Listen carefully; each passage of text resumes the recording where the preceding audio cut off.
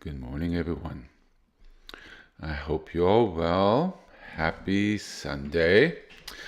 This is HP Shalom from beautiful California, where it is a little overcast today, thankfully, protecting us from an intense sun. And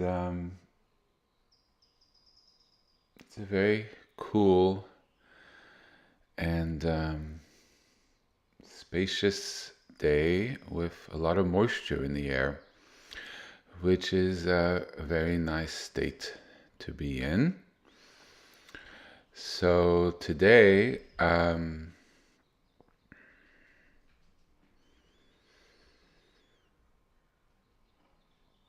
we're sort of going to transition from all these teachings a little bit.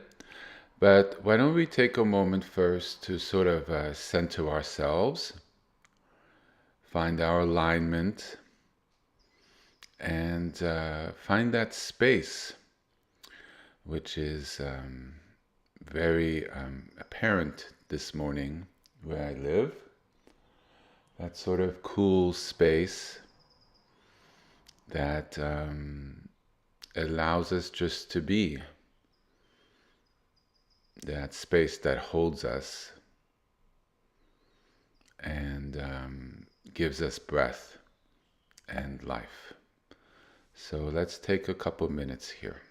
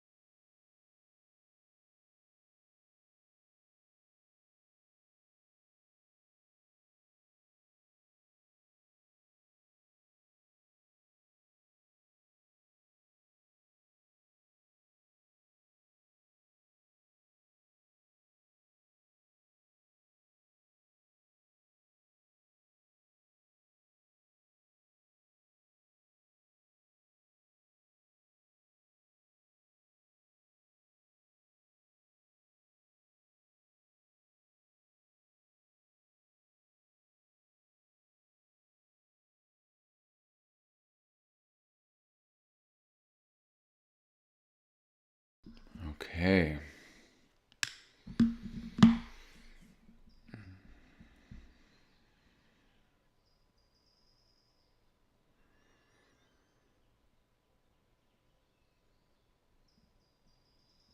There's always these little odds and ends. It's important to have one's alignment.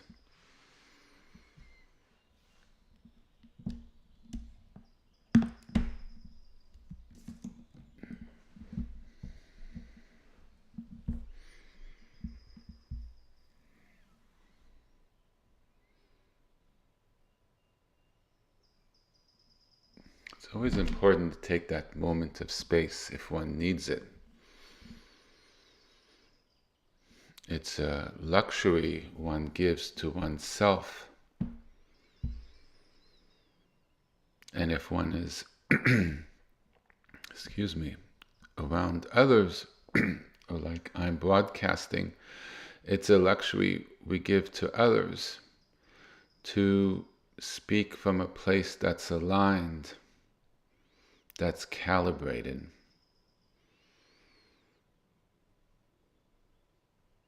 That's in balance.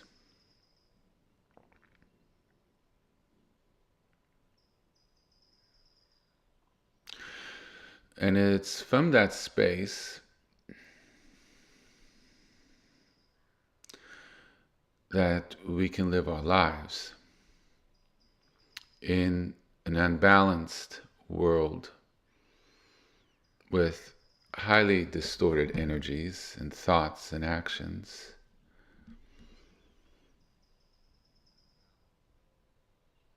And it doesn't seem to be getting any better. We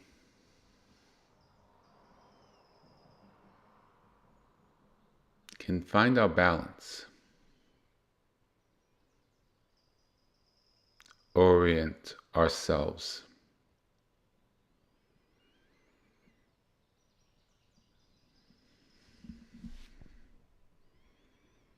live in balance, act in balance, think in balance. Our energy is balanced,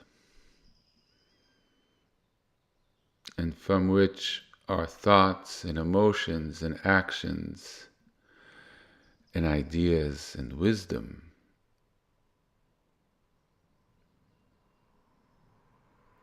becomes more and more whole.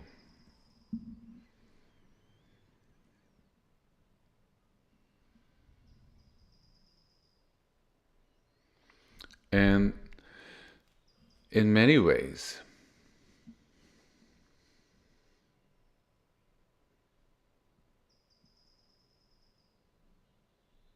that's the place from which I try to teach and to guide people to be able to regain and to increasingly live from that place of our birthright, that divine alignment that was always meant to be the place from which we live.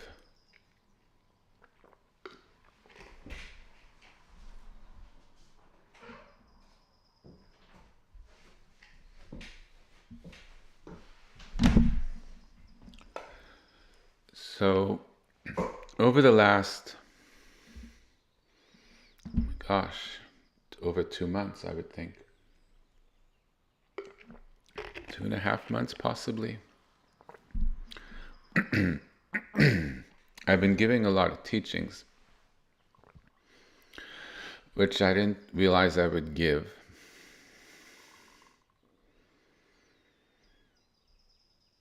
In the middle of our supposed winter retreat, when we were going to focus more on practicing and finding that alignment.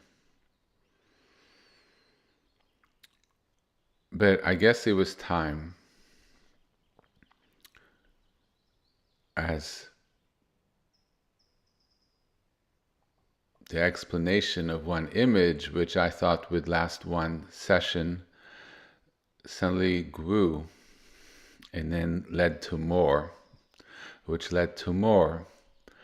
And it's a very beautiful thing, because the whole path and the reason why things are done a certain way, why I orient things a certain way, my personal path through life and how I learned things was laid out in a very clear way that hopefully makes sense and is logical and aligns with the energetic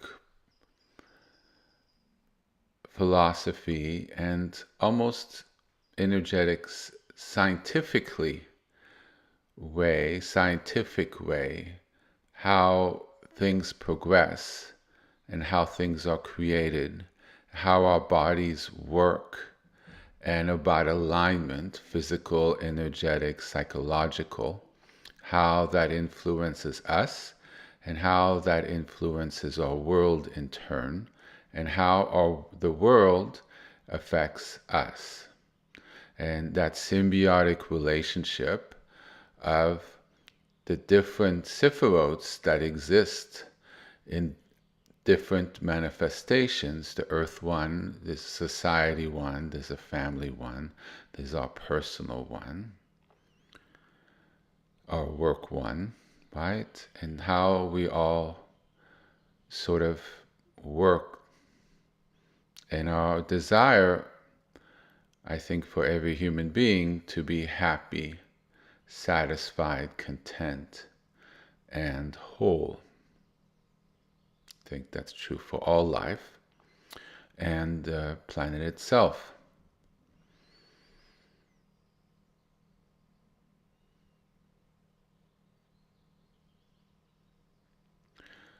So the beautiful teachings from beautiful traditions that I've gave, Tree of Life, which comes from the beautiful sacred Kabbalah teachings, mixed with other teachings I've been taught, with my understanding and my practice and what I've come to understand and know as to be true through my own personal experience, as well as it matching with sacred texts that I've studied or have been taught, and lines up with wisdoms of great, great people, great scholars, great yogis, great ascetics, the people who lived in caves or in the desert, who studied in libraries, who learned from their teacher, who learned from their teacher, who learned from their teacher, who learned from their teacher, through many, many hundreds, if not thousands of years. Sacred texts and everything. They point to a way of being, a way of seeing, a way of learning, a way of practicing, a way of aligning. Many different beautiful paths, many different focuses, but people who, the group of people, also focused on paths which focus deeply on themselves and their interior life, their interior processes, their ability to bring in all the beautiful teachings, practices, prayers, texts, sacred texts, biblical texts, and make it flower within them. That they try to become the living embodiment, the living manifestation of those things. And they meditate and contemplate and pray and work on the things that hold them back from the fruition, from that endpoint that all those beautiful religious, spiritual things point towards, the path of being, the things that keep them, hold them back. And that rests a lot with us. The texts are there, the practices are there, the sacred Torah, Tanakh, sacred books are there. The practices are there, the traditions, albeit become a little more obscure in this world, but with voices like mine, they become less and less obscure and more available.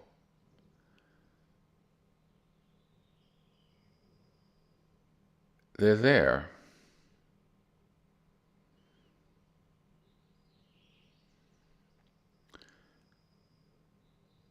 Yet, including myself,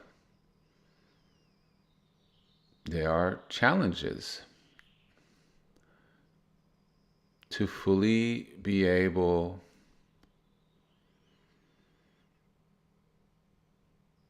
to live from that sacred place, to act from that sacred place, to, in its full perfection, to balance those Sefirot, to have a proper flow through one's chakras and being, to have fully healthy bodies and minds and actions, at least for those aspects of our lives that we can control. There are energetic imbalances within us which keep us from fully living the life that we're directed towards living from religious point of view as how we should be, those wonderful guidelines and the beautiful lives of saints and prophets and holy people, even the ones not so famous. Some obscure person who lived in the desert, yet there's one text written by a student of his, or written by himself somewhere, and you realize what a beautiful soul that lived there. And they're inspiring. And you wonder, well, why can't I be more like that? And that, my friends, is the path. I think it's the purpose of life. We're born here in a less than optimal situation. We're not born in Eden, where God walked amongst us with a Shekhinah is literally in every bush, though it is still here in every bush, but in its full blooming and perfection, where all thoughts and emotions are balanced and perfect, and we live in bliss and harmony and happiness. We're born into something that's less than that. And it affects us in the womb. It affects us as we're being born. Birth is a highly traumatic process. We're in the womb, and hopefully all is nice and sweet in there. There's a nice vibration in our family, often not so case that the mother eats perfectly and is well rested, and we're just there hanging out in wonderful, beautiful, warm fluid, sort of spacious, floating in it. And then comes the traumatic birth, where we have a shock a very cold air and no longer being held, and possibly pain, and our mother is traumatized. And that's how we come into this world. And then life happens. So the question is, what do we do about it? How do we live our life? So even if life wasn't originally intended to be a test on how we go about dealing with this situation, it does become one. Being born into Eden is not a test. That's just living. Living in heaven is not a test, because we're in that perfection and we live and we enjoy. But being here, when we're offered so much, so many choices, some good, some bad, we can go with our healing to try to align ourselves back to God. So we are of that frequency. Being of a family, one has the frequency often of that family. So are we of the divine family? Are we of upper frequencies, ways of being? Are we similar to those prophets and saints, those wandering people in the desert who spend their whole lives contemplating and meditating? How do we get there? How do we heal?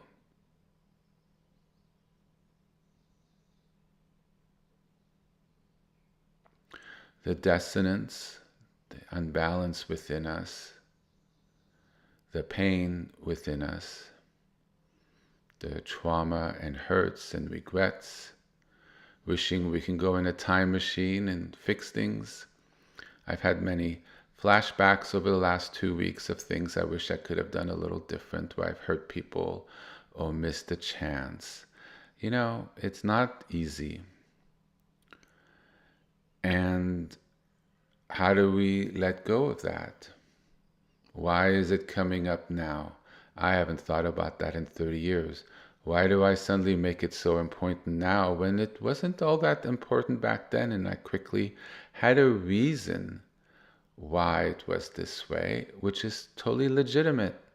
Yet somehow I double back and judge myself now, which makes no logical sense. That's a body moving through energy. That's a body that's healing and releasing things. That's a body that's trying to become whole, which in turn helps our frequency to become whole. So the teachings of the last 2.5 months are wonderful, metaphysical, incredible things, which I've come across and learned and contemplated along with all of you as I was teaching it. And amazing. Some of the most beautiful things, thanks to wonderful teachers that passed it on to their students and kept going for hundreds of years until it reached us to bless our age and to bless us. But what do we do with it? That's the point of this. It wasn't taught in some interesting thing for the sake of it by itself. It's a model. It's intended to help us, to be used, to be analyzed, contemplated on how to apply it, from my humble perspective, how to apply things we've been learned from the many different sources we've learned from in our lives, how to filter through it, to take the good, discard aspects of it that are off, and how to integrate it. how to bring it in to our thoughts, our minds, our energies, and our bodies, so we get the benefits. The benefits which were the purpose of why these teachings came about, to be a guide, to provide a framework, a paradigm, a theology, a science of how to live, how to view, how to put into context our being, our presence, how to work with our reality, how to situate our reality, how to engage with our reality in a way that brings us those things that we do always desire deep in ourselves: wholeness, peace, tranquility. If we can't have it outside of us, how do we have it as the source from within? An alignment to something greater than us, to give our life purpose beyond the obvious things, but a purpose that transcends, a purpose that makes us understand why we're here. What's the meaning of life? Many different meanings. Many feel beautiful things, taking care of the family. All these wonderful things that are purposes and give great meaning of lives, taking care of ourselves, living a good life. It's all different meanings. How do we do it well? Scholarship gives meaning to life. Everything hopefully brings meaning. But what's the overall purpose of life? How do we go about it? How do we grow as opposed to diminish during life? We've all known beautiful people. I was thinking this week of people I knew in school, from grade school, and how they all had such wonderful sparks, most of them, and life, and were so bubbly. And then with time, there was a wearing down and a diminishment. How do we maintain, and yet a few maintain that spark? How do we live in our fullness and in alignment with the source of life, of the universe, of this planet, of it all? We're not meant to be disconnected, sort of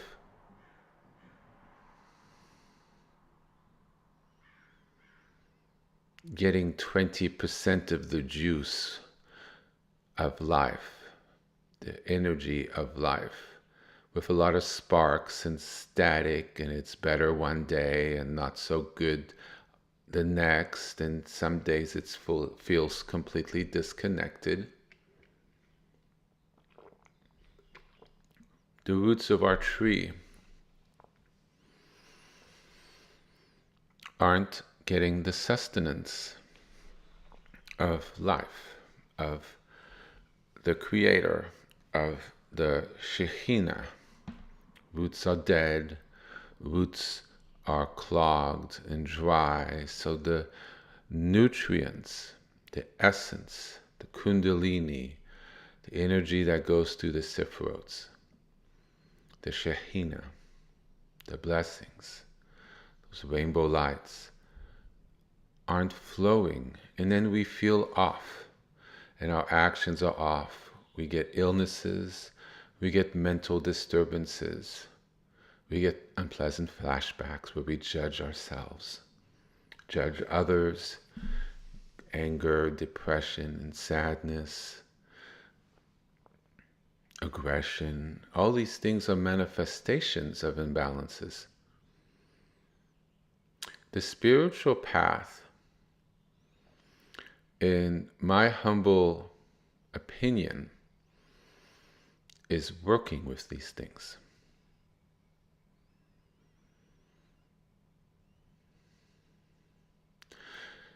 There's what happens to us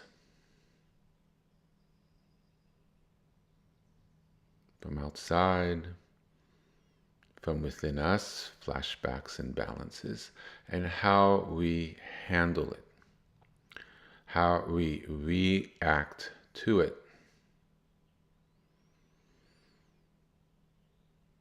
Do we continue a cycle? Do we work to address it?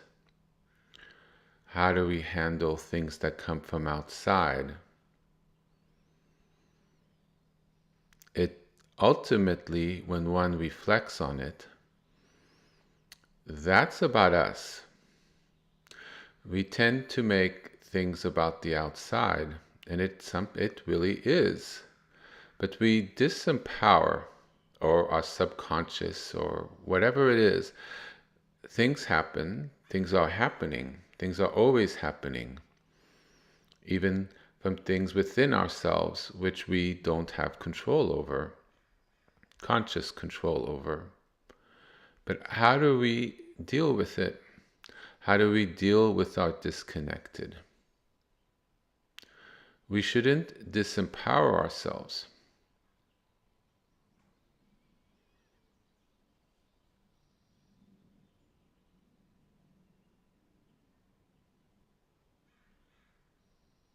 For many years,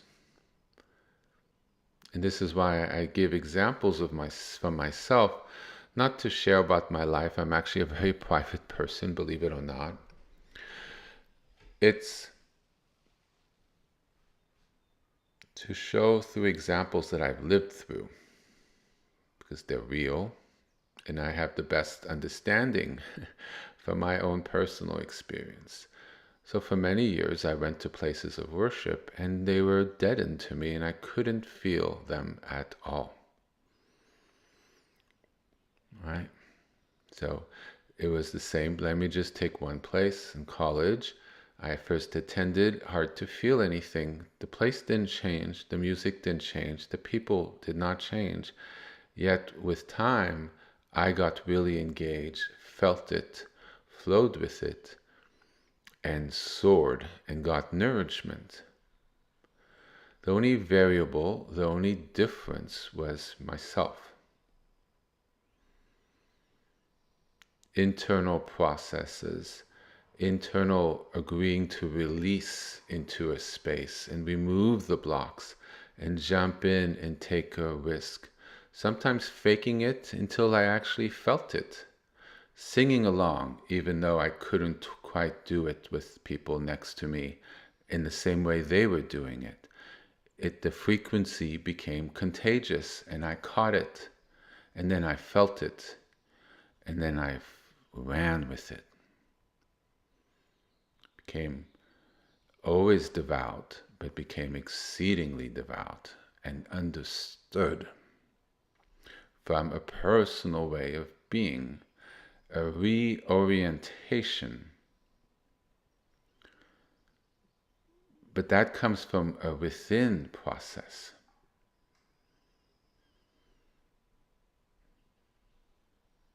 And that is the purpose of these teachings of the last 2.5 months. And now comes a time to integrate it, to walk the walk, to touch into the wholeness that lives within. It's not meant to just inform us. And boy, I think of all the things I've learned on this planet, what I shared, I think, is clearly, the most beautiful and thorough and complete understanding.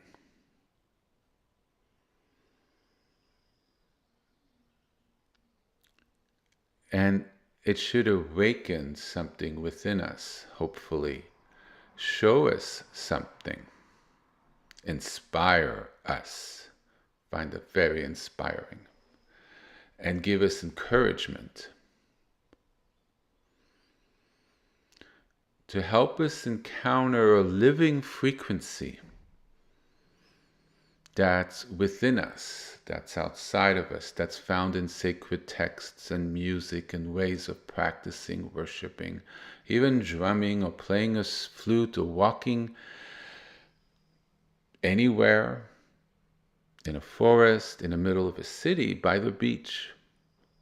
That frequency that is in everything and everywhere.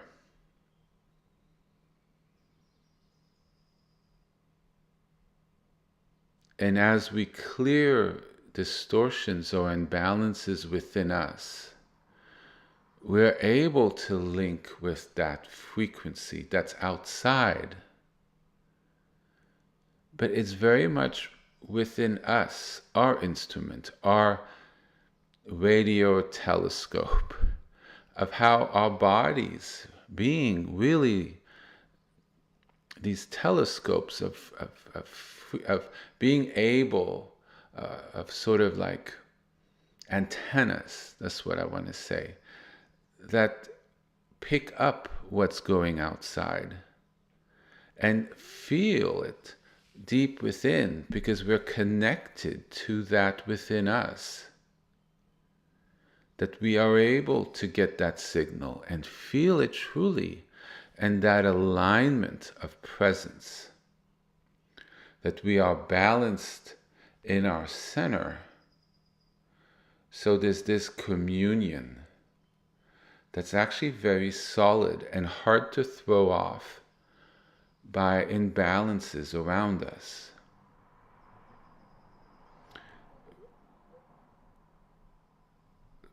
Teachings are meant to help us align in our original resonance, in our original frequency that's our birthright. It's always been sort of there. All the texts point on how to do things to be in alignment with that. Teachings to become in alignment with that. Practices to become in alignment with that. Yoga, exercise. Look, my buffalo drum, which I'm going to start using again, is a very deep frequency that helps release thoughts and release blockages in the body. There are so many different things. People play classical music. Beautiful classical music helps our frequencies and align. There's a lot of things there that help. Because the frequency isn't out there.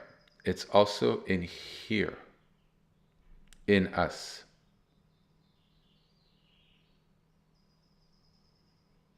It's in our souls. The Shekhinah is not just outside in our world, as we've learned over the last 2.5 months. It's very much within us as well. And it helps us reconnect to the source of everything. Of us, our world, the universe.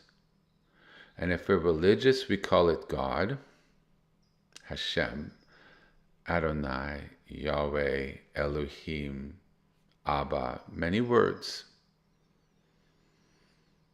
Or, if we're not, the source of where it all comes from, which has the attributes of God: wisdom, compassion, love, whole, healed, alive, eternal. And as we reconnect, it's not merely theoretical. It's not merely a book says this, somebody says that.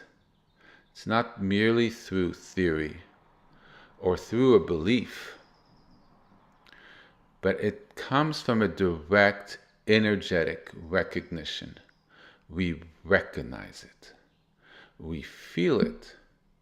We know it's real and true because we've bathed in those waters.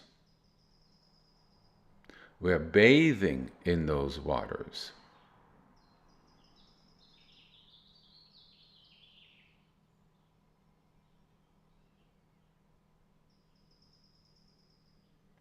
And these teachings are gates. They help us get confidence. They show us why things make sense, which allows us to orient and do things that help, because now we're understanding the paradigm, how our situation is, how it got to the way it is. And it shows a path back to wholeness. It's a gate. It's our inheritance from centuries past, now available to us by the grace of God and those beautiful people who sometimes, at great risk to themselves, passed it on to the 21st century. Like those beautiful cathedrals of 1,000 years ago, still here.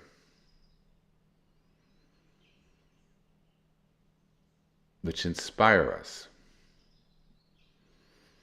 But they are a gate to an inner state. When one prays, one engages to an inner state. We may pray outside, but it's to have that relationship, and one can pray inwardly with that inner silence to receive. We ask blessings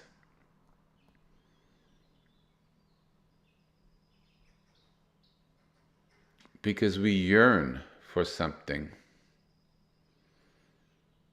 That connection, that the cathedral is not just outside of us, but it comes to live inside of us. Texts and services come with us into our week. That tank we fill up by doing all these things, the yoga, the teachings, the walks in the woods, fill up our little tank that powers us through a week, that strengthens, that protects, that keeps that glow as we go through life.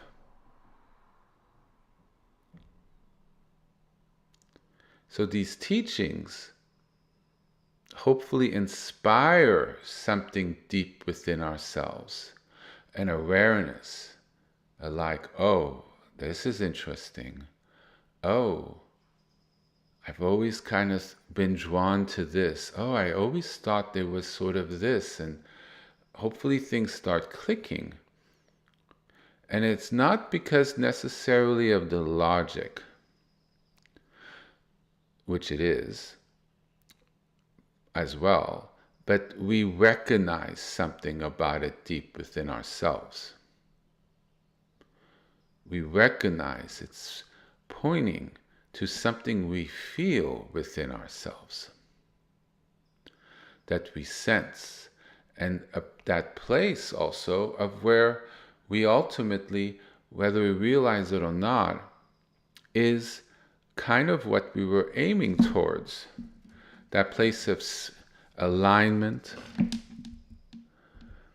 of happiness, of wholeness, of peace and calm, like this beautiful California morning. The sun doesn't have a UV of 15 that scorches the second it hits your skin.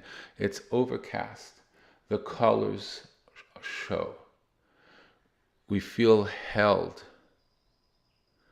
and we can breathe, and things aren't aggressive. The birds are chirping. There's moisture in the air. and things feel calm and peaceful. It's 8 o'clock. People are still asleep. There's not a lot of noise. There is no noise. You feel the spaciousness. That place very much lives within us as well.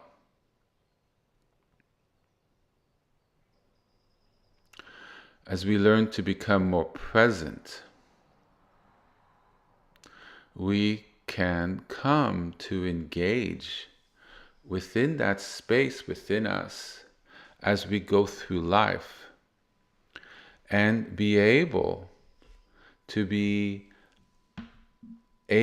live through that space and feel that frequency. Because it lives within us. The outside has a reflection within us. It stirs something within us because it's inside. If it did not have a frequency within us, it wouldn't affect us. Because that frequency has to bounce within us for us to feel it. I gotta think of a way to explain this. I hope that sort of makes sense. It's something to contemplate. The example that comes to mind, hopefully it'll work. The color red exists outside of us, right? I'm looking at something that's red. If my mind didn't have red in me, I wouldn't recognize it. So if I'm colorblind, red could exist outside, but I don't have that resonance within me to relate to the red. Does that make sense? So whatever we find and inspire us, it's because something within us has that reaction and frequency, is able to feel it. And that shows that peace and calm, that divine inspiration, the spark of life that we seek without ourselves to feel alive and whole through good or very distorted or off ways, depending, has that balance within us. And so we learn, I hope to share how to find that and live with that within ourselves. And it's a high vibrational, very clear, very aligned, full of wise wisdom, balanced place that does exist. And like an archaeologist, we work through the layers so we can see that 24 karat gold. We clear through the blemishes. And naturally, without any effort, we realign. Things recalibrate by itself. We just have to learn to stimulate it, to sort of activate it, to resonate with it. But the frequency itself is perfect. It's the distortion that's above it. We begin to awaken.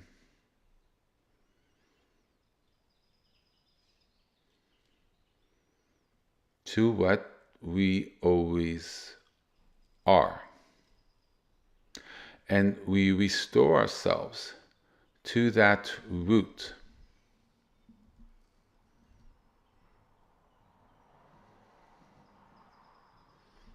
There's a frequency. There's a geometry. There's a presence. There's a life force. There's a Shekhinah. There's that divine alignment of Hashem. That's there at the gate. Our presence, our stillness help us to see it, to feel it, to resonate in it, which becomes our source of healing.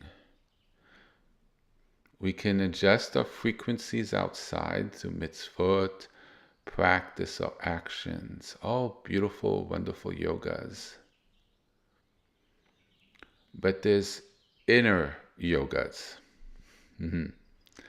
And there's inner actions. There's inner presence. There's inner engagement. And as modern people, we've sort of lost those abilities to do that. But most importantly is our awareness and knowledge that even exists or is a possibility, much less encountering the means to do that.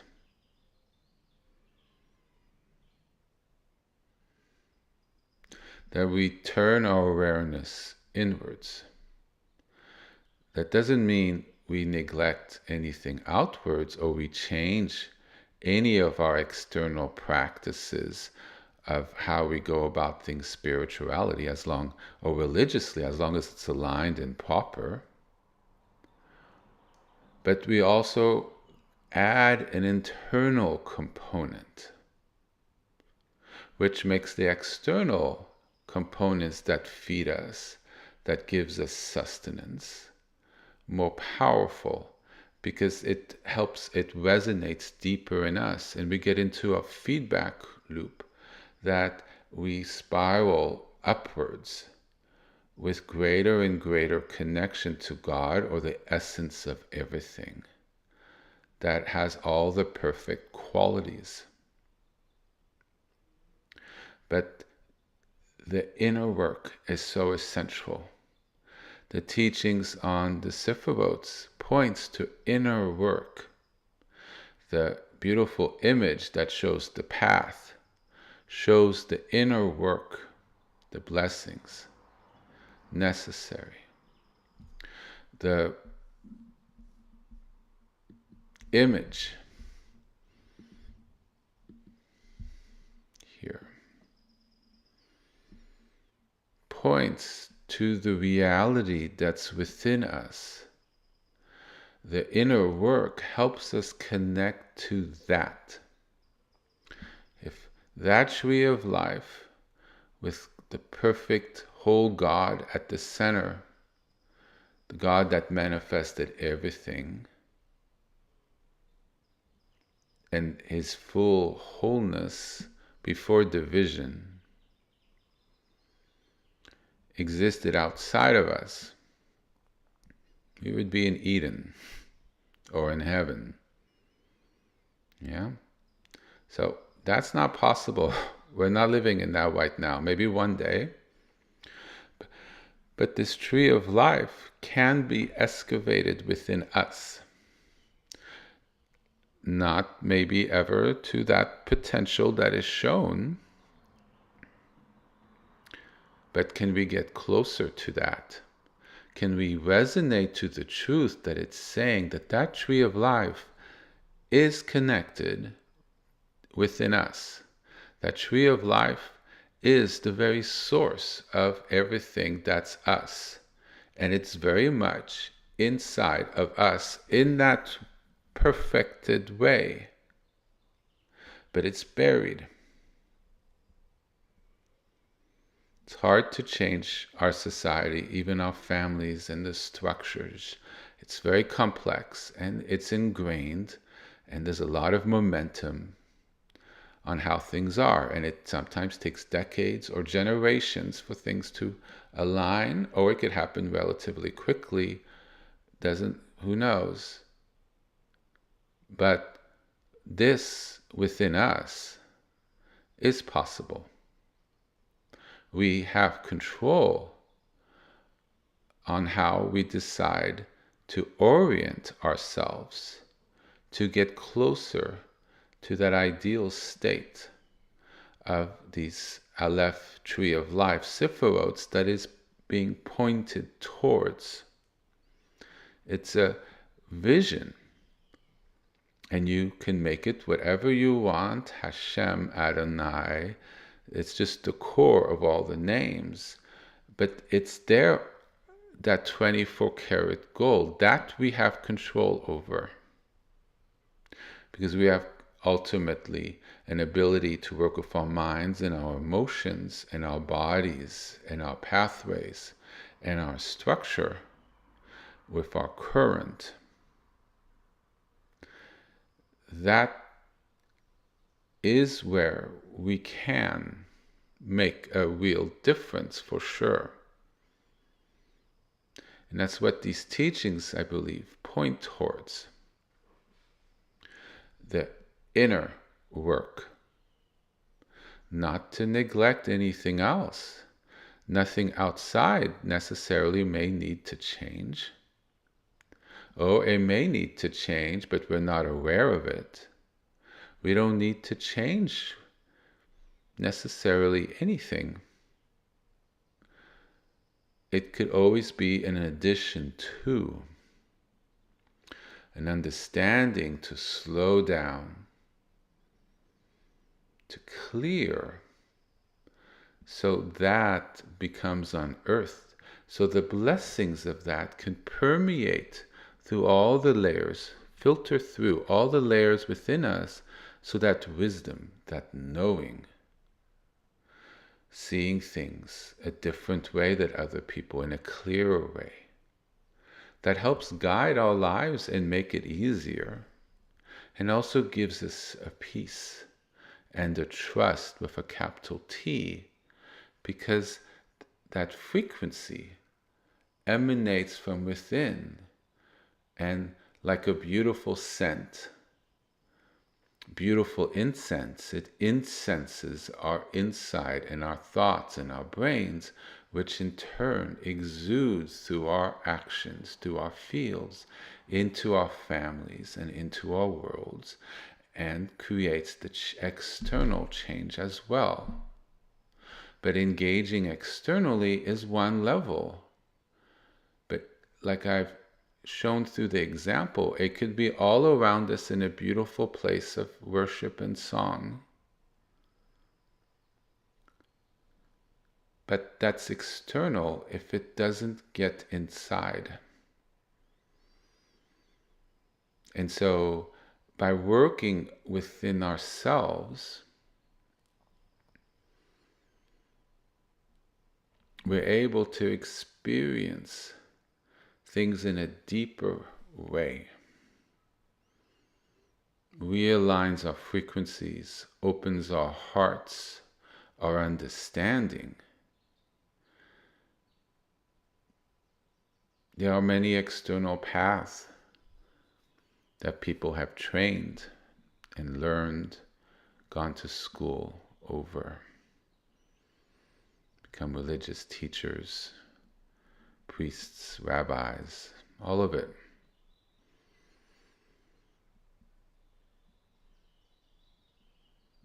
This is a way of working from within as well.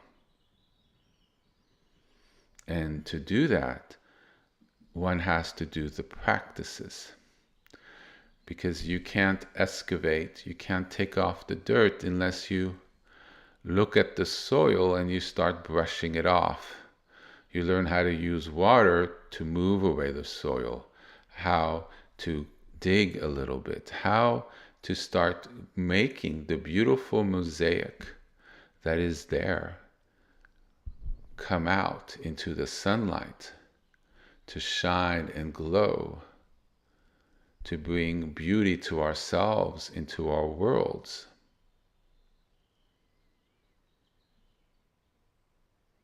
How that beautiful essence, that beautiful Shekhinah, beautiful chariot of the Shekhinah, our beautiful hearts, how that can emanate to help reorder ourselves and our lives, and to release some of the distortion and hurt and imbalances that were there from the second we left our mothers, or may have actually been there as we were growing inside.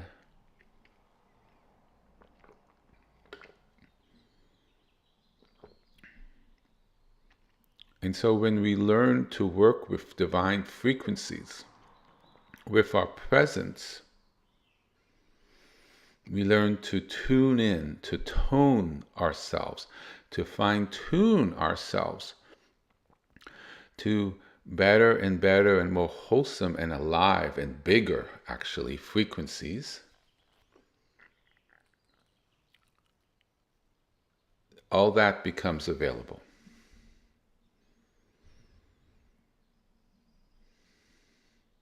It's a return to essence. These teachings are a gate, an open invitation to walk through and engage with it, to walk through the divine blessing that these knowledge and practices allow us to receive a grace to return. If we didn't have the teachings, the texts, the Torah, or any of it, how would we even know? There'd be no guide. We would be lost. Some people may come, with something, but guess what? It would have come from a search within. But if that wasn't available, then there would be no knowledge of it. We would just be adrift and lost, battered by all the winds of life, right? And there's people alive, and a lot of people who don't have any of the spiritual or religious inclination, and look at what's going on with them and see that without that touchstone, without that ability to have something to ground or orient themselves around, how it's sort of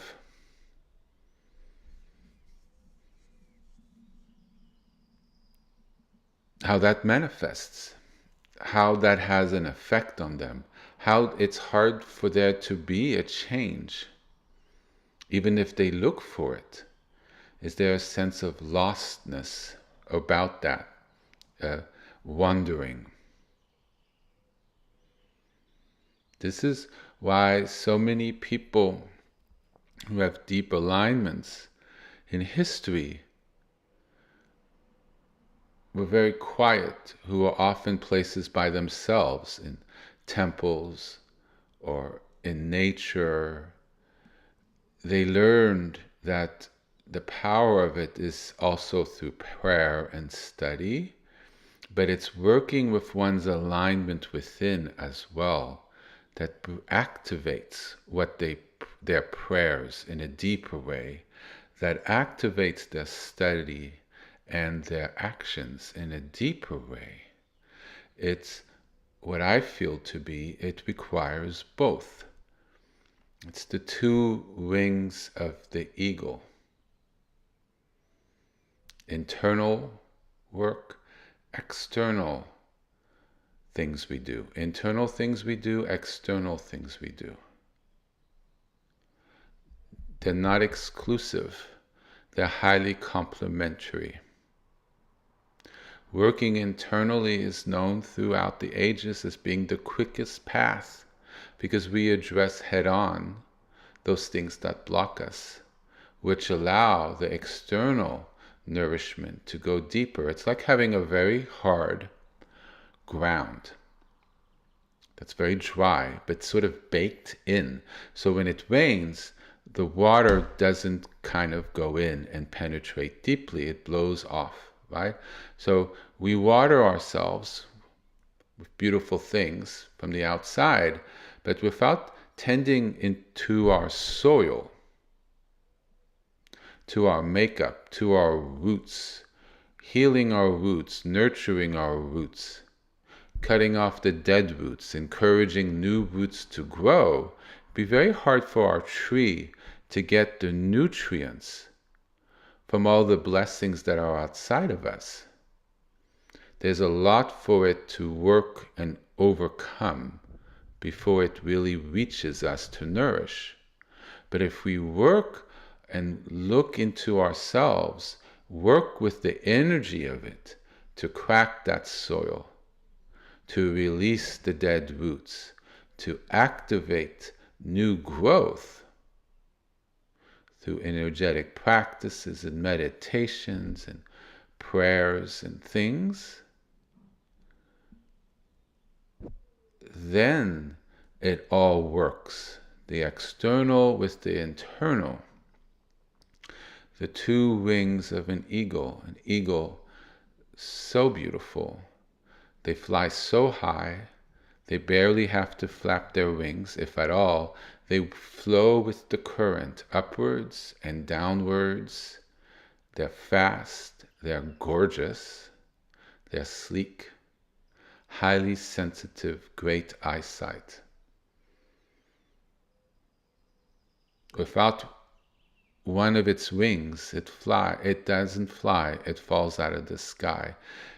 Their lift comes with working with everything they are in perfect alignment, in wholeness.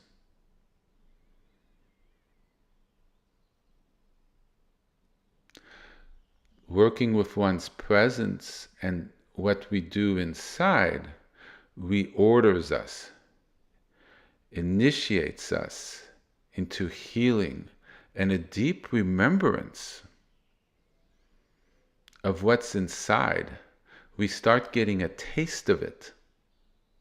We realize it's not just words from old texts or some disembodied voice on YouTube, but we get a taste of it. We start to experience it and be like, oh my God, this is real. There is, oh my gosh. And then we're really encouraged to go forward. We realize, oh, this is what I've been looking for. And then you start tuning in. And change really, really starts happening.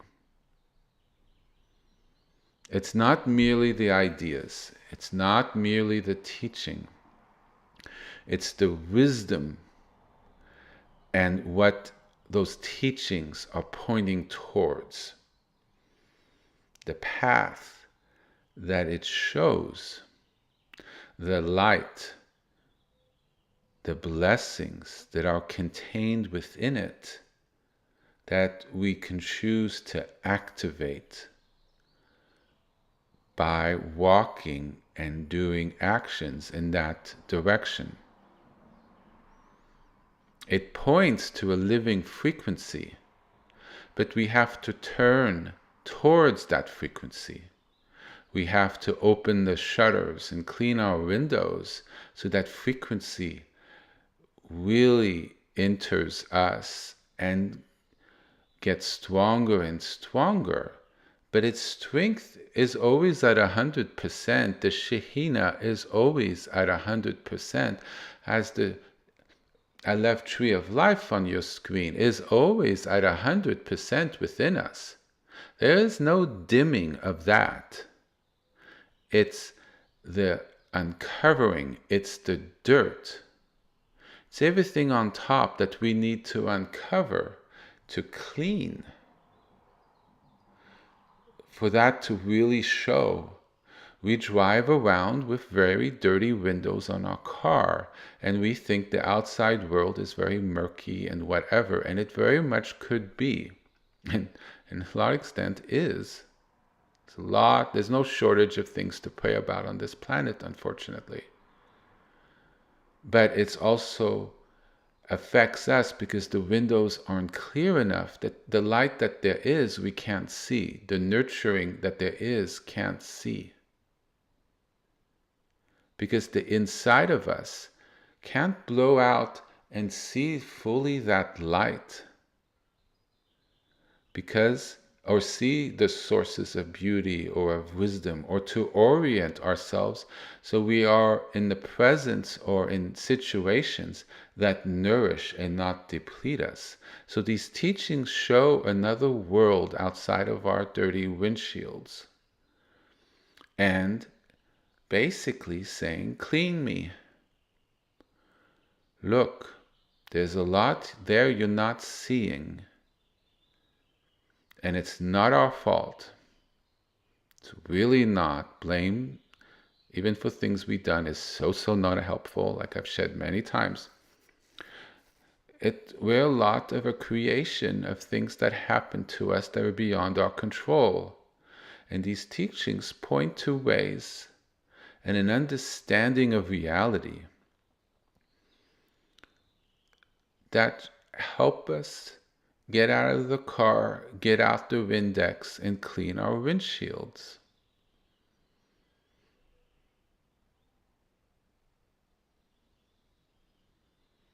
There's a living frequency from God that resonates deep within us. It's also outside of us. Frequencies in this planet that as we clean our antenna, we're able to connect with things that nourish us more. Our antenna is able to focus on certain signals and get better reception, more juice, which nourishes us. And because our bodies are more sensitive, it's less for that frequency to have to fight against and work through for it to really land and fill up our batteries. And the frequency is also emanating from within us. It's outside of us, it's in us, it's both, it's just there. Because once one is living in that current, in that divine flow of that stream I've mentioned, in the flow of that beautiful little river, and we let go and we allow that current to take us, those questions fall away. Because we're in it. Does it matter that it's from inside or outside? Well, it helps if you want to share it to someone, to try to explain it. But for the person personally, really doesn't matter because you're in it, and that's all that really matters. You're in that flow.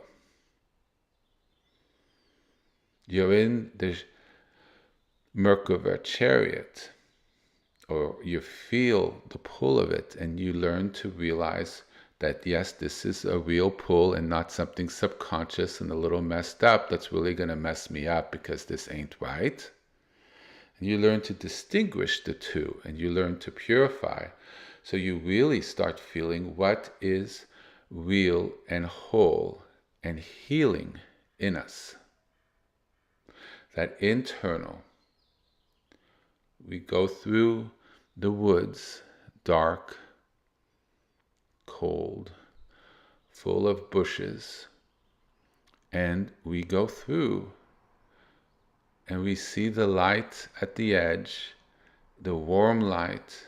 We cut through the bushes and we get to the clearing, and that river we've been hearing all along.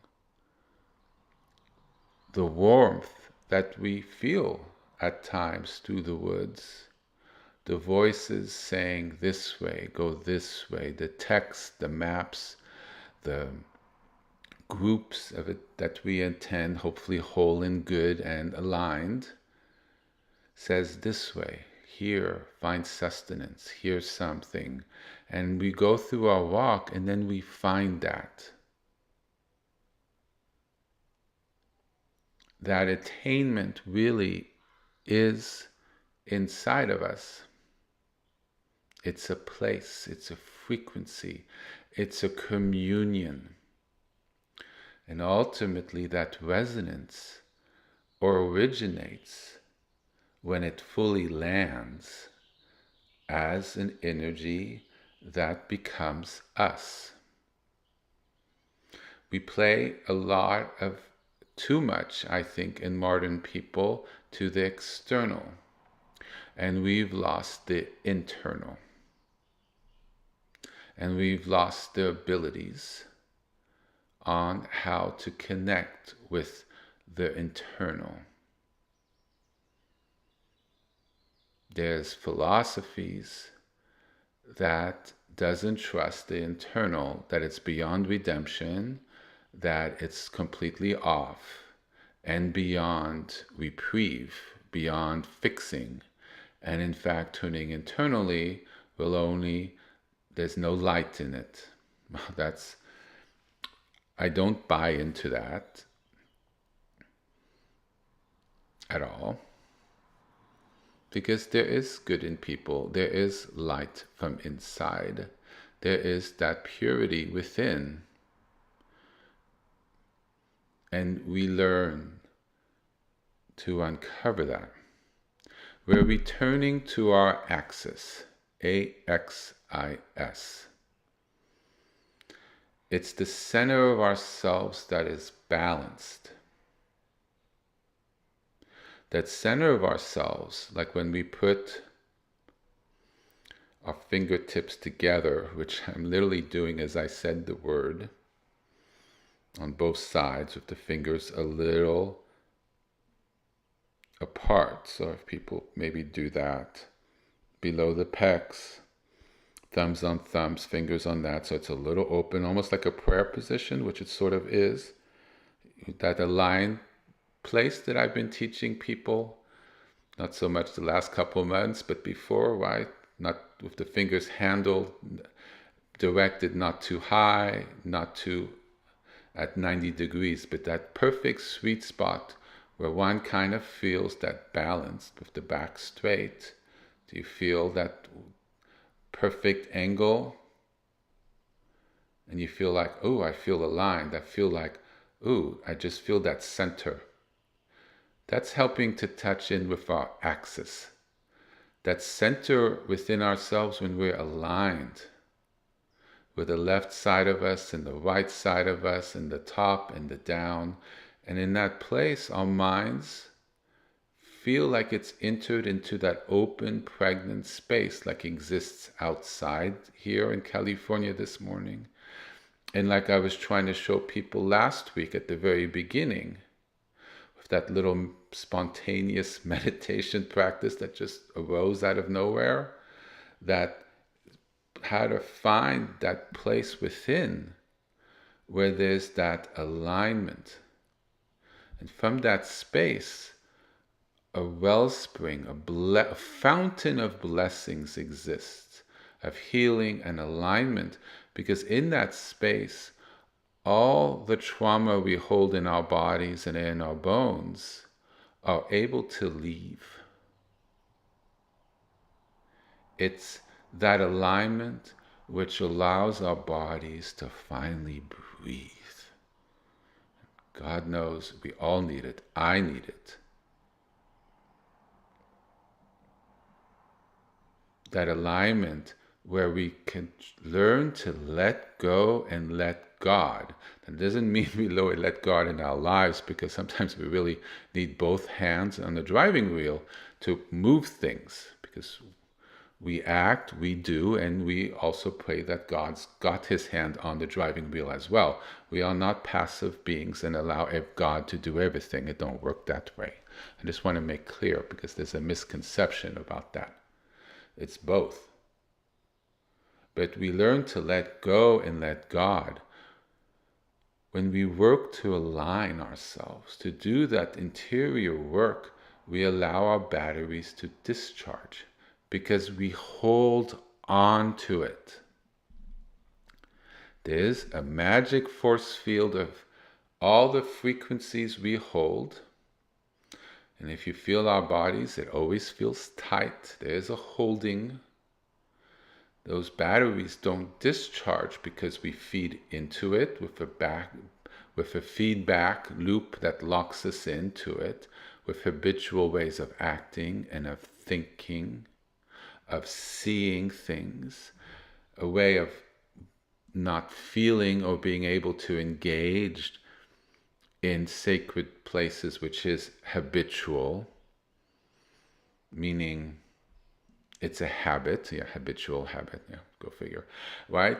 That's a habit of how we are. It's just how it is with us. We don't know any better, or we can't change it. So when we learn to let go, when we pray, when we walk in nature, learn to calm our minds, learn the sacred names of God, it allows for that discharge to happen, that locked inness, that force field of habit, of frequency that keeps it trapped in our body. And we learn to let go and let God. There, in that place, is when we take our hands off that driving wheel, because it just needs to emanate out. The source is pure. God lives there. The Aleph, like I've been showing, what it represents is nothing new. It's a concept that's existed through centuries, that we can put any name of God there. It's just a closer name to us, an emanation that has occurred, so a derivative from the Aleph to a voice that said, let there be light, a thought before that, and let there be light, and then over time, different names of God that we can call Him, which leads to that source that has no name. Yes? So we can engage at any level because it's all linked into it. Which plug do we choose to use? Ultimately, hopefully it's a plug that leads to this, but there's many different forms of plugs. You go to Europe, it needs to be round. I've seen plugs where they're kind of straight and it's a little different. I think Asia has its own plugs, if I remember correctly. Right, there's different plugs. I think India has its own plug. Right? So there's many different little plugs which can give us access to the same source, hopefully. Make sure. Right? Because, different frequencies, different plugs could lead you to different things. Some helpful, not. Some really off, some partially off, right? I teach what I know is 100% on. Right? So that's offered.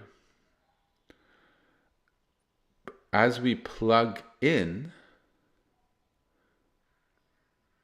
with hopefully what in the names of God, Hashem, Adonai, Yahweh, Elohim, Abba, and we could use different of these facets, right?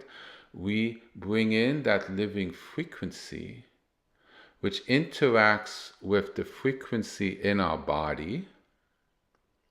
And with these names, this is a divine frequency, an energetic manifestation of God Himself, that's available to us to bring in an aligned, properly vibrated frequency to engage with our own, to calm down our distortions, what is off with us,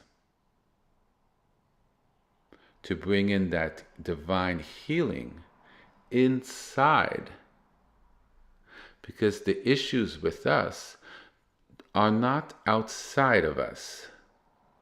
They're inside of us.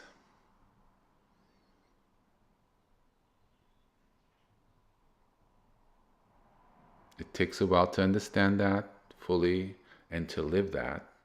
It ultimately, an understanding and living with that empowers ourselves and not the outside. Now, it may come from the outside and it may very well affect us.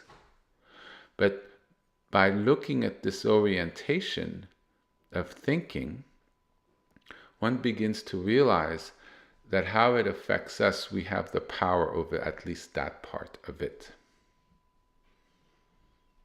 And by having that wholeness as opposed to more damage occurring, which throws us off, we develop that healthy force field where we are in a frequency within ourselves. that allows there to be balance through adversity and challenges, that allows us to heal and to let go of things that occurred from outside of us, which in turn damaged our roots, the parasites that ate at our tree, the axes that came to cut our trunk, the pestilence that affected our fruit and our leaves. The names of God is like a fertilizer, like a medicine, like water. It's like a hoe. How to describe that? Something that moves the soil around, like opens it up so you could plant things. So it's like a hoe which allows the water to soak in deeply, as well as a prayer that's complete, because it's the name of God. So when you say his name and you resonate with the frequency of his divinity, you're in prayer because you're in communion. You do it with love and wholeness in your heart. You are aligning yourself with his frequency. And with practice, you could lose yourself in that frequency and be in it, in the stream, and quite easily. It's what makes the practice so powerful. Using multiple names, one name, or just an Aleph to resonate with, or the name Yahweh, or the name Hashem, and that's what you resonate with, written out in front of you. Different access points, which I'll get into in the future, but it's to live and to bring within you a living frequency that you resonate from inside, which affects the energy of your body, aligns the energetic freeways in your body, which in turn aligns your mind, your energies, your thoughts, your psychology, as represented in part through the tree of life, which in turn affects your thoughts, your manifestations, your ability to reason, which affects your actions, and your world, which in turn comes back and affects you, your thoughts, and your energy. And so these names, this living frequency, which these teachings point on how we can work with it, how access is possible, that there's life within us and that it is possible. Therefore, the journey leads to something. It's not a freeway leading to a canyon. That's a rock face, and that was a road to nowhere. These practices are not roads to nowhere. This is why so many people over different traditions across the world speak of the road that I'm speaking about. It's not as common in this day and age, but there were environments and cultures in the past, some today, that still speak of these things.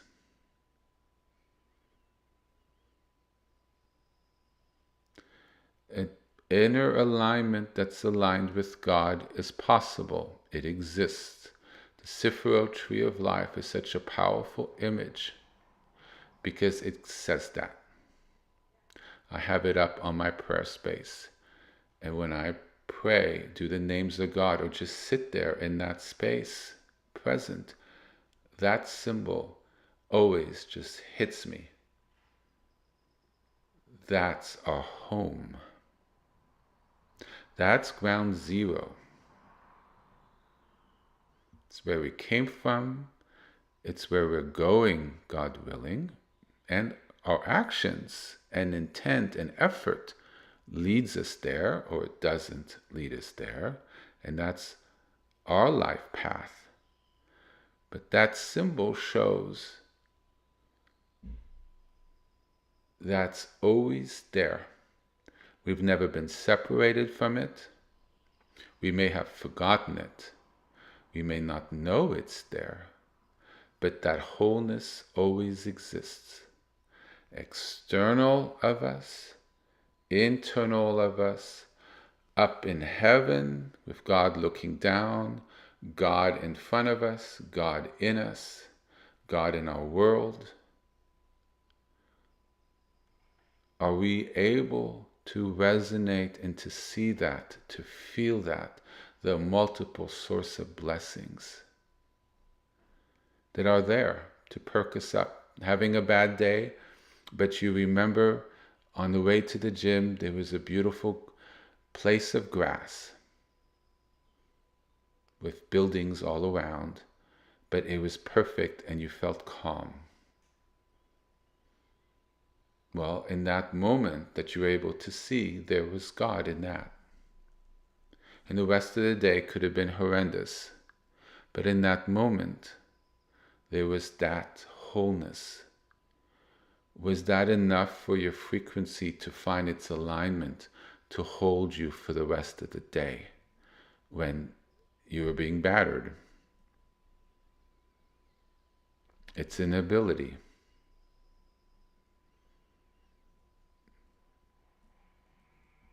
When we do the name of God, we're putting into effect the teachings that I've been teaching for the last 2.5 months. When we do the yoga, when we try to eat better, God knows I need to eat better, take the multivitamins, watch our circle of friends, what we do, what we engage in, the programming, the TV, the movies, how does that affect us, the music we listen to, and we start cultivating our soil and our environment. We remove the weeds, we till the earth, moving the earth around with a hoe, we plant good seeds, we cut off what needs to be cut off, our dead roots, things that aren't good, heal what needs to be healed, and then our tree begins to bloom. The names of God, the mitzvot, the practices, going to services, taking time to pray, silence. That's rain, that's sunlight, that's fertilizer, that's medicine. It's the spray that kills the diseases, the parasites. It's the fertilizer in the soil. These replenish our inner tree. And as our inner tree replenishes, it replenishes the trees of our families and friends and pets, of our environment, of our communities, of our cities, of our societies, of our countries, and then ultimately our whole earth with the animals and the oceans. The world as it is a manifestation of individual misalignment, communal, not necessarily every person, but as we put the addition of everything that humanity is, the equal sign is what we see on the outside. As we work on ourselves, the tikkun onam, we naturally change what's around us. Tikkun our world. Heal our world. We can do it at the same time, but we shouldn't neglect and devalue ourselves, that we don't have an effect at all. Because affecting our children, making them grow up properly, being nice to our partners, good neighbors, vote certain ways, help the homeless, help our environment, has an effect. And it affects other people, which in turn they affect other people. So what's our engagement is ultimately the big question. Is our engagement with our world, with others, through our actions, our writings, our energy, is it helpful? Does it harm? Does it help? Does it hurt? Is it high frequency or is it lower frequency? Does it increase the frequency of our environment or does it lower it? Ultimately, at the very least, let's hope it has a neutral effect. At a minimum, that we don't put out more poisons and dissonance and bad effects that makes everything worse. So we work on ourselves so at least we don't add to what's off. We work to ourselves out of hope that we help heal and lift up to the extent we can.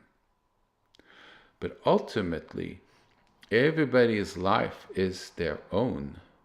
We may have effect on others, which in turn very much affects us.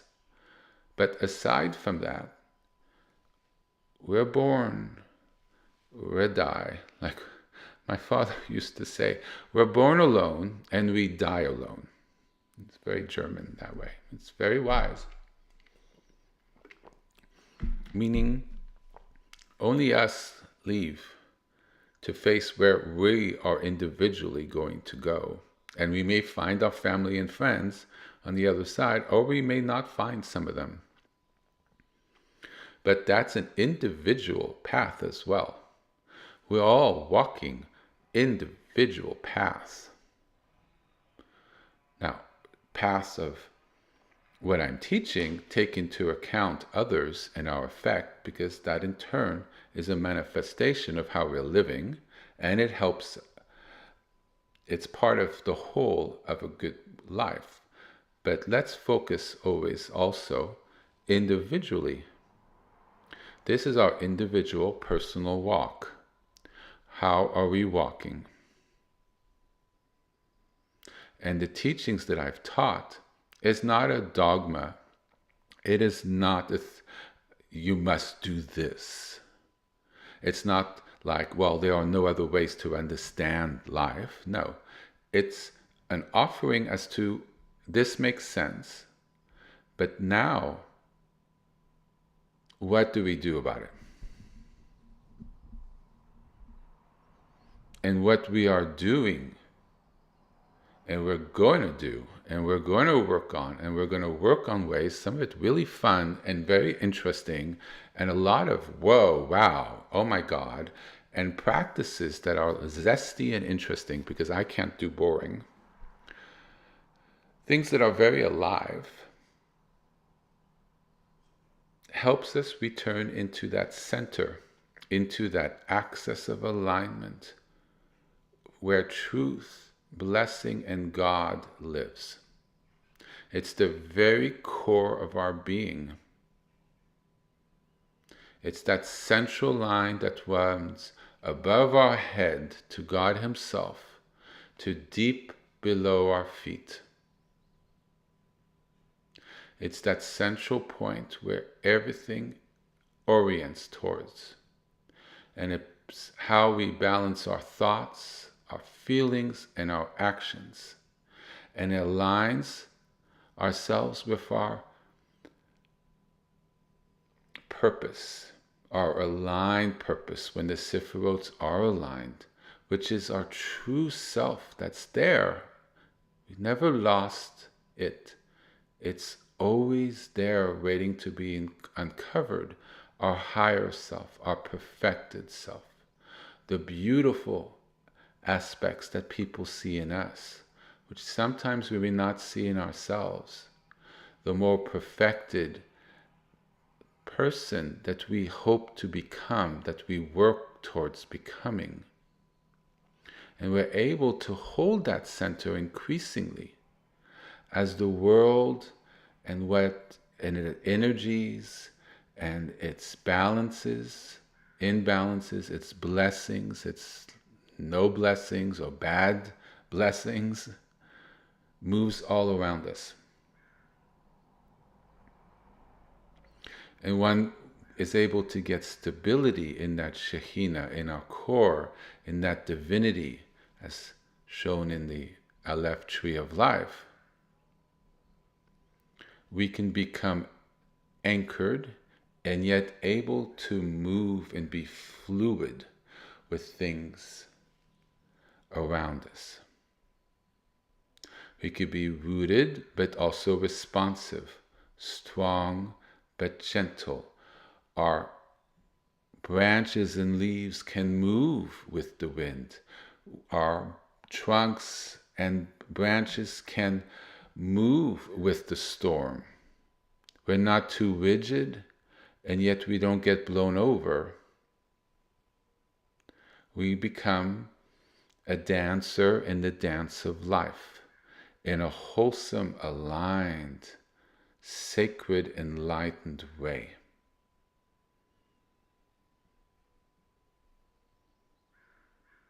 So this is why I now pivot to the practices, because I don't introduce things because they're interesting. I've learned a lot of very interesting things that I will never speak about because it's not productive to attaining.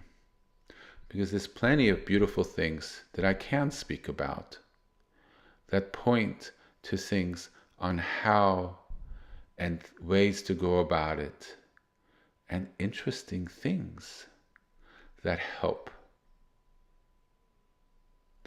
So we're going to take a 10-minute break. So take a 10-minute break. Let's take a 10-minute break. And then how about an additional 4 minutes on top of it, where people kind of get to their prayer space and light their incense. Well, put on the candle and then light their incense. And then we're going to work on cultivating our soil and watering our trees and putting in that fertilizer, on walking the path of the Sefirot and the tree of life, to going through our road, our individual roads, to find that Merkava chariot, to find that river of life, and learn to swim in it, and learn for it to carry us. Okay, so 14 minutes. So what's that? That's 9:05. So 10 minutes just to rest, go to the bathroom, eat something. Try not to watch your phones. Maintain the calm space we've been cultivating, that space of knowledge and aspiration, and hopefully of beauty and light. And then after 10 minutes, just come back to your space and focus on your space of prayer. And if you don't have a space, that's fine. Wherever you pray, or just hold on to a holy book or nothing. Just be, if you're at work, you just create your own space, because that inner alignment of space, we carry it with us. We practice by creating a space at home to learn to orient ourselves and to feel it. But ultimately, that tabernacle, that shrine, that place of God, we carry it with us wherever we go. We come to feel it and know that it's always there, because that cathedral within, there is a cathedral within. There is a seat of our soul within us. And in that place, God does live. So we could have that in the office if we're not in front of a place, or if we're listening when we're on a bus. Don't do the practice while you're driving, please don't. But it's always with us. We could listen on a recording when we're on the airplane. We could meditate on the airplane. We feel the vibration of the humming of the engines. We hear it a little bit. Well, that's a powerful place to meditate at. We let go in this space, and if we're aligned enough, we can feel the spaciousness around the airplane, and we don't necessarily find it frightening. We find it quite liberating. The higher altitude and the lack of density we feel could be a space where we kind of relax and fall asleep. We let go and we trust the airplane. We remember to put on the earplugs. So we are able to cultivate our space in the chaos of the crying babies and the turbulence, because we've learned to let go, and therefore our journey is easier and we're smarter about it. We don't eat that meal when we should be sleeping, because we know we're going to be more jet lagged if we don't get in those 5 hours when we're on the airplane to help calibrate ourselves. We are engaged, and we know how to walk and to situate ourselves in an optimal way, and where to find sources that help replenish ourselves, to heal and to also water. So when we get off the airplane, we're at 100%, and we have the place and strength to engage in a new landscape, our lives, for a new day, a new hour, new encounter, new situation, a new moment, a new second. The space is always fresh, fresh, fresh, fresh, fresh.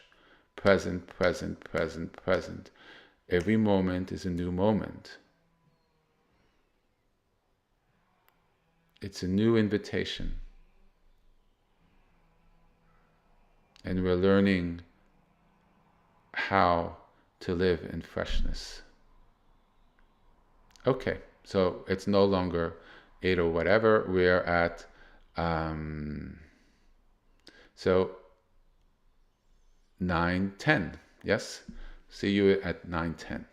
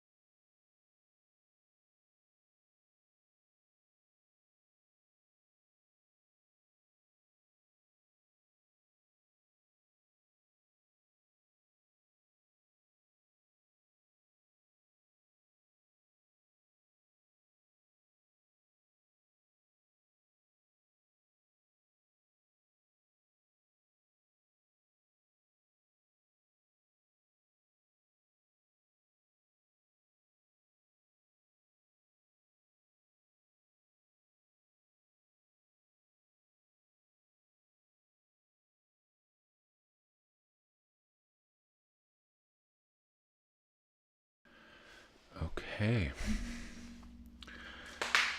So why don't we take a moment to make sure we stretch our legs?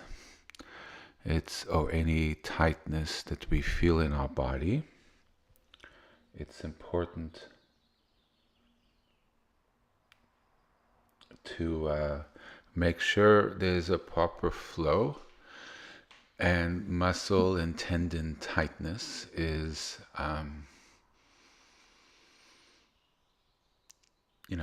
kind of goes against that. So let's take a moment and make sure we have a little stretch in us.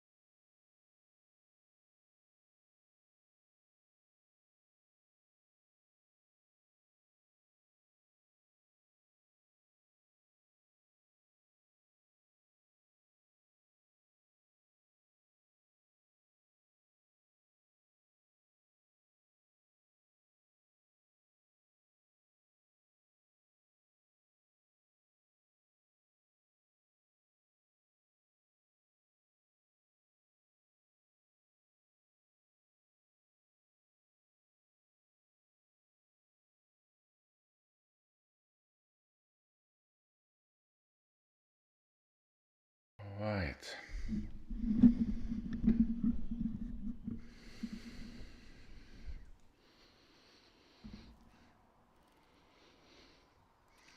So posture is important.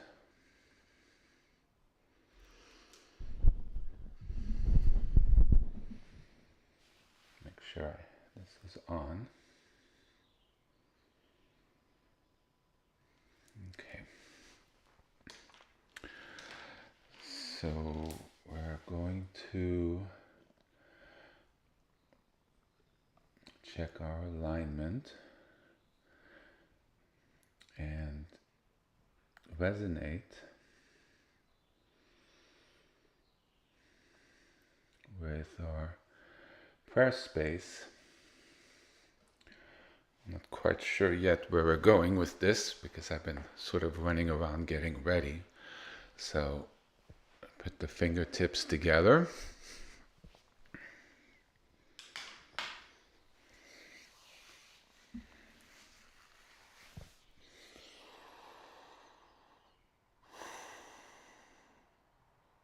Deep breath.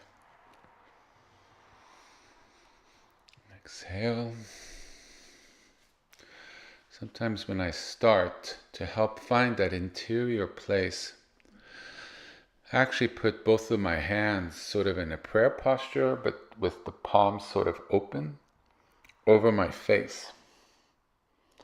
Sort of the tips of the fingers, sort of where the third eye is, and the hand sort of cupped open, which covers my eyes and my mouth and most of my face, and I lean forward.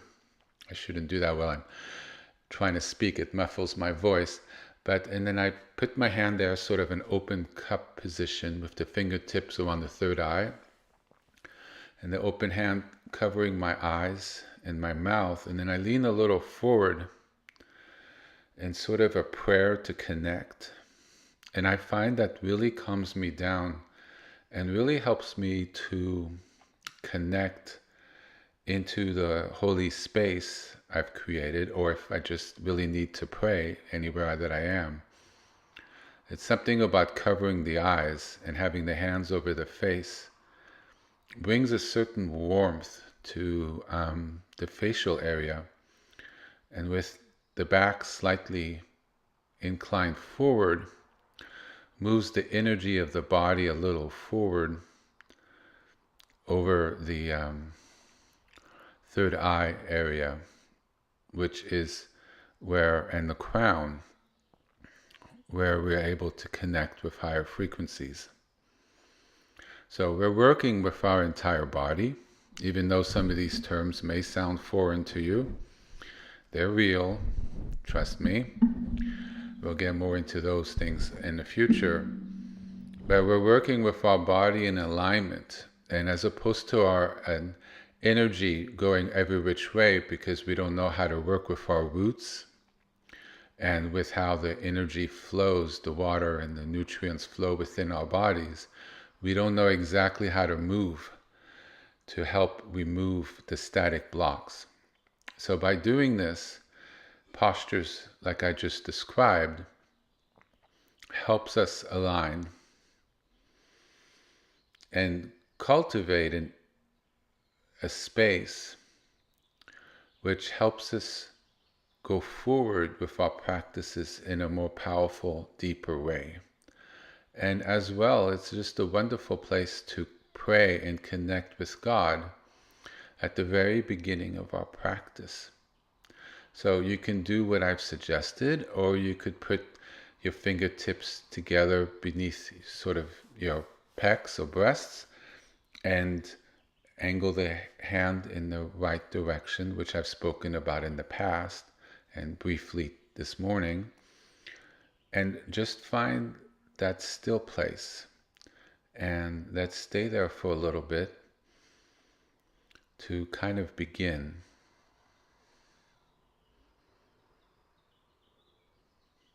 All this is a prayer. We approach our shrine, prayer altar space reverently. We have on it things that we resonate as being holy, or remind us of holy things, or help us align with holy things. We light our candle, inviting in God. We light our incense, offering it up to God.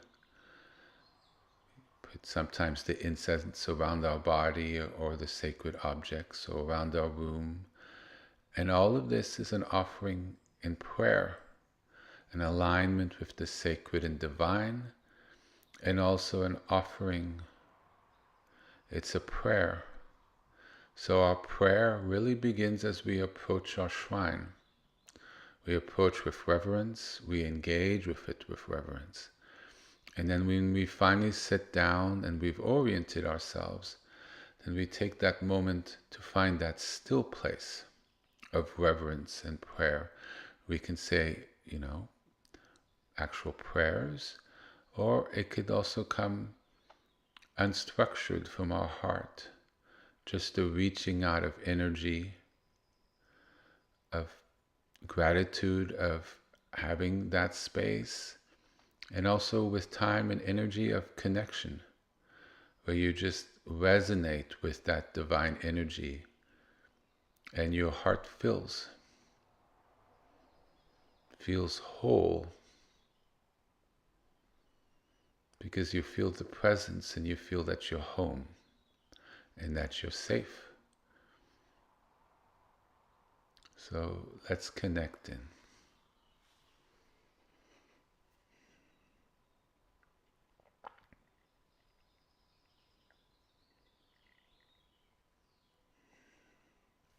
It's also a prayer of asking God to come join you, His energy to reach out, His Shekhinah to touch you. It could be a prayer of longing or of gratitude, of just saying, God, I'm here. Let me feel this practice. Let me heal it's really very individual to what you're feeling right now at this moment. Because at this moment, a very personal conversation begins.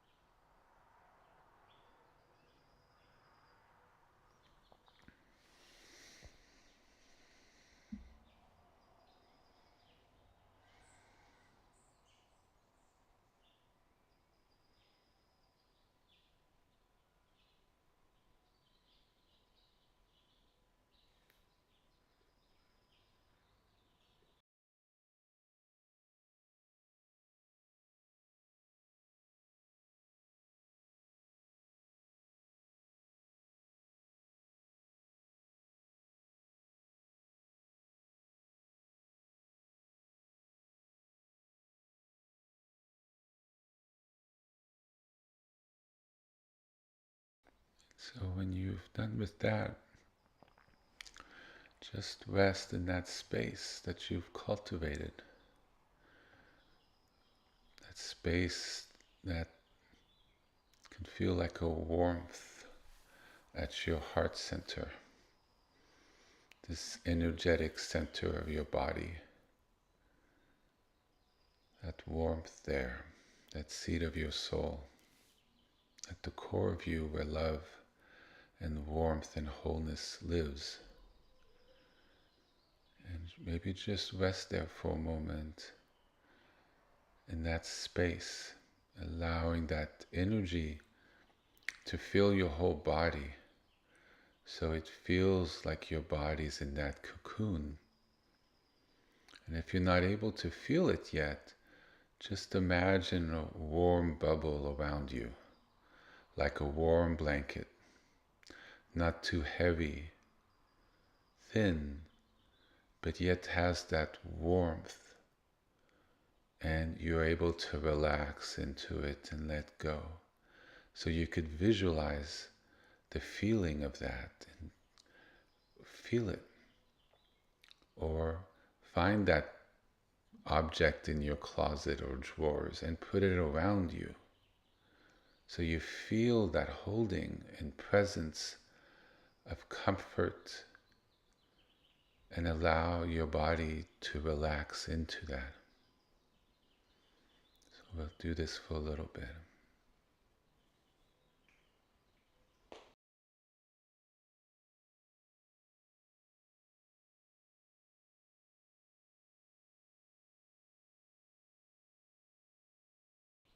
Remember to breathe, relax, let go of any tension, and just open.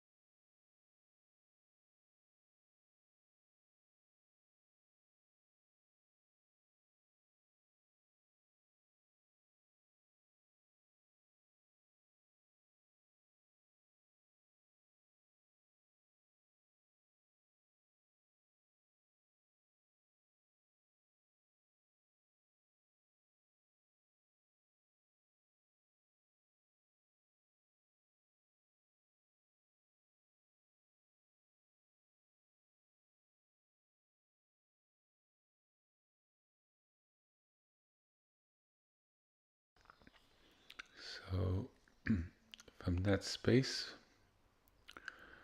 we are cultivating. I invite you to do whichever practice you feel called to do, working with the name of God. So I have the sheet.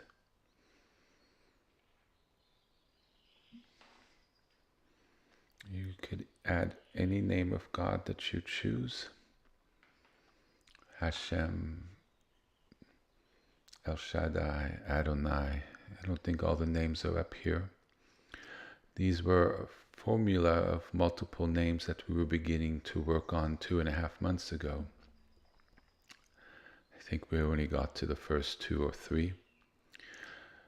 But these are ones that I've worked with, and they're interchangeable, as you can see. And you could add names as you so choose.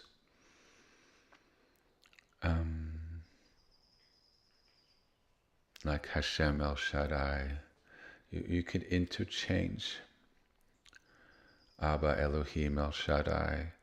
So this is working with multiple names of God. By combining them, activates certain frequencies in certain ways that can be very helpful for certain imbalances.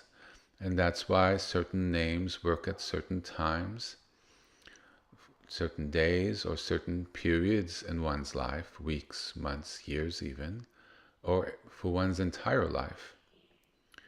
The frequencies have different tones and have different aspects of God's nature embedded in them. And like medicine, it has the right proportions which you may need or not need. And so you find a name that feels like home.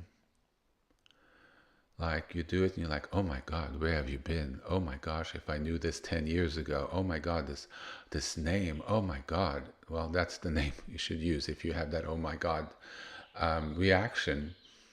But even if it feels like, oh, this works. Oh, I feel good by reciting this. I feel healed. I feel whole. I feel like this is really helping me. Then that's a good name. And you could work with different names, those that are not listed, different orders of them.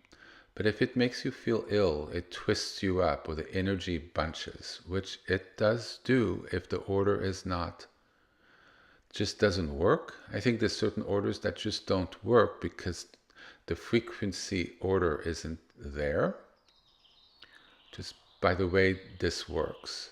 So you experiment, but there'll be some names that just don't feel good. Do not do them. This is supposed to be a path that helps relieve. It's not an astringent that should hurt. Because if it hurts, then it's off. Okay?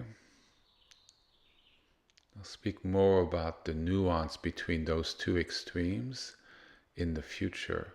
But for right now, go into one that works, that feels good. And you could also just use a single name. Or if there's a specific prayer that has the same effect for you that you feel called to use. Or you can do the Aleph practice of last week, which I'm not going to describe again today. So there's a lot of options. And you could vary from one to the next and move around if you feel called. And certain names may just spontaneously come up. Certain orders of them may spontaneously come up. Those listed are ones that just came out of me one day, different days, not all at once. And I'm like, oh my gosh, this is amazing. And I wrote them down. I said, in the future, this order may help people. It helps me. I don't want to forget this. And I wrote down the qualities which I felt worked with some of these names. But I didn't put them here because it could vary from person to person. And also I didn't want to frame how people engage with the names, to leave it more open-ended. And if you need healing particularly, you could add the word Rapha, which means healing. So Abba El Shaddai Rapha is Father God Almighty that heals, that healeth.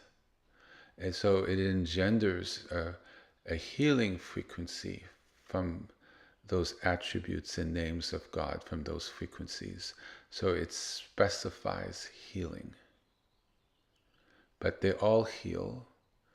But sometimes we really want to really engage with that because there's really something there.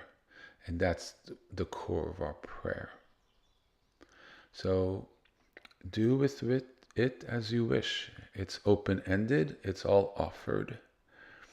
And as we're doing it in a group, I think, why don't we just all pray together for about, let's say, 15 minutes? And after a while, if you say the names, you could also sit in that presence or in that energy that's created by the name. And then you could continue again, or you stay there. If you find that your attention is pulled away and you go off and lose thoughts that aren't with what the prayer is, or something about the past or tomorrow or after this, then just gently bring your attention back and then go back into your prayer. Anchoring in a mantra will help bring that energy centered and release with what was going in your mind, and help train your mind to remain in presence, which is important. One begins to discover that in presence, there's equilibrium.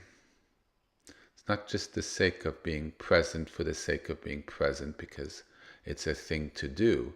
One discovers that when there's less movement, one lives in one's core more, where there's balance and wisdom and space, and one is less reactive and more intentional and more aligned. And that's when really one of the reasons we try to cultivate being present in what's arising in the moment, because it's very empowering. It firmly puts us in our seat, firmly able to control our car, and it allows us to not have a dirty windshield, which occurs more so when we're not present, when we're in our energies, when we are reactive. So now we bring in God to bring in that divine alignment, to bring us into alignment. So please do as you feel called, what speaks to your heart, what speaks to you as leading you back to your alignment, that wholeness, that Shekhinah, that inner temple, beautiful inner temple of 24 karat gold that lives inside.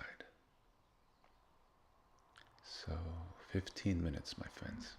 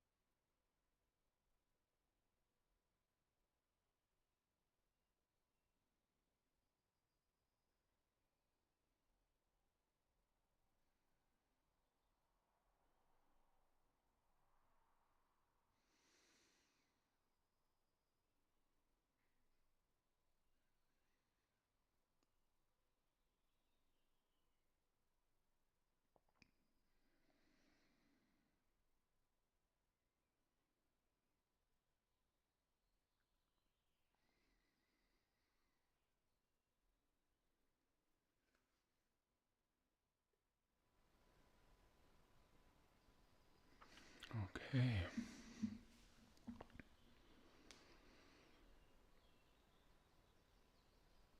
So if people wish to continue, they're welcome to do so. People wish to go out into a natural environment today and have a little more stillness and quiet in their life. That's a possibility.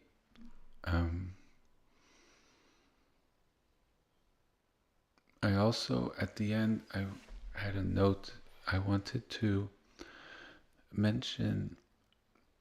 I'm editing the pictures that I have attached to the website of the Aleph and things. I